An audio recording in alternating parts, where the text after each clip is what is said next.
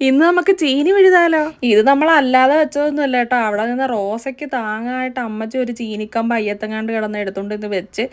അപ്പൊ അതിപ്പോ അങ്ങ് പടർന്ന് പന്തലിച്ച് കിളിച്ചപ്പം ചീനി ഉണ്ടെന്ന് വിചാരിച്ച് പിഴാൻ ഇറങ്ങിയതാ. ഞാൻ ആ ചീനിക്കമ്പ് വെട്ടിയത് ആ റോസാ ചെടിക്ക് തീരെ അങ്ങോട്ട് ഇഷ്ടപ്പെട്ടിട്ടില്ല. എന്നെ മുള്ളുകൊണ്ട് ആഞ്ഞൊരു കുത്തി എനിക്ക് നന്നായിട്ട് നൊന്ത് കേട്ടാ. ഞാൻ പിന്നെ അതൊന്നും വക വെക്കാതെ അടുത്ത കമ്പും വെട്ടി. എന്നാ പിഴുതട്ടേ ഉള്ളെന്ന് ബാക്കി കാര്യം. കണ്ടതുകൊണ്ട് അമ്മച്ചി പറഞ്ഞു നിനക്കത് പിഴാൻ പറ്റത്തില്ല, അമ്മച്ചി പിഴാന്ന്. അന്നേരം പിന്നെ എനിക്ക് പിഴുത് കാണിച്ചിട്ട് തന്നെയുള്ളതെന്ന് വാശിയായി. അങ്ങനെ ഞാൻ തന്നെ പിഴുത് താണ്ട കിടക്കുന്നത്. വേരാന്ന് തോന്നുന്നു. ചീനിയാണോ? ചീനി ഉണ്ടായിരുന്നു, പക്ഷെ ചീനി ഇച്ചിരി കൂടെ വലുതായേനായിരുന്നു. പെട്ടെന്ന് എടുത്തിയാടി ചെയ്തതുപോലെ തോന്നി. പക്ഷെ അമ്മച്ചി പറഞ്ഞിട്ടാ പിഴുത, അതുകൊണ്ട് കുഴപ്പമില്ല. അമ്മച്ചി അല്ലാതെ ചീനിക്ക് വേണ്ടി ചീനിക്കമ്പൊക്കെ അയ്യത്ത് കുറെ നട്ടായിരുന്നു കേട്ടോ. അതെല്ലാം കിളിച്ചു. പക്ഷെ മഴ പെയ്തപ്പോൾ ചീനിയെല്ലാം കളിഞ്ഞു പോയി. അതൊന്നും കിട്ടിയില്ല. പക്ഷെ ചുമ്മാതെ കളഞ്ഞ കമ്പ് കൊണ്ടെന്ന് വെച്ചാൽ അതിൽ നിന്ന് ഈ 2-3 ചീനിയെങ്കിലും കിട്ടിയില്ല. അത് തന്നെ വലിയ കാര്യം. ചീനി കണ്ടപ്പോഴേ അമ്മച്ചി വളമൊന്നും ഇല്ലാതെ കിട്ടിയതാ.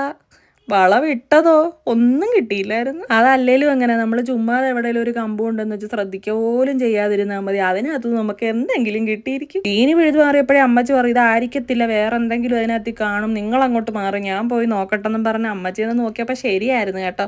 വേറെ 1-2 കൂടെ കിട്ടി. അന്നേരം അമ്മച്ചി പറഞ്ഞു ചീനി പിഴുതാൻ മാത്രം പോരാണ്ട് ഈ കമ്പും കോലെല്ലാം എടുത്ത് അപ്പുറത്ത് കൊണ്ടേന്ന് ഇട്ടേക്കണം, വൃത്തിയാക്കിക്കോണേന്ന്. ഞാൻ പിന്നെ അതങ്ങ് കേട്ട്. എന്തായാലും ഇന്നൊരു ദിവസത്തേക്ക് വേവിച്ച് കഴിക്കാനുള്ളതായി. ചീനി വേവിക്കുമ്പം പിന്നെ മീൻ വേണമല്ലോ. അപ്പം മീൻ മേടിക്കാൻ ആൾ പോയിട്ടുണ്ട്. ഇപ്പം വരും. അപ്പം അത്രേ ഉള്ളു.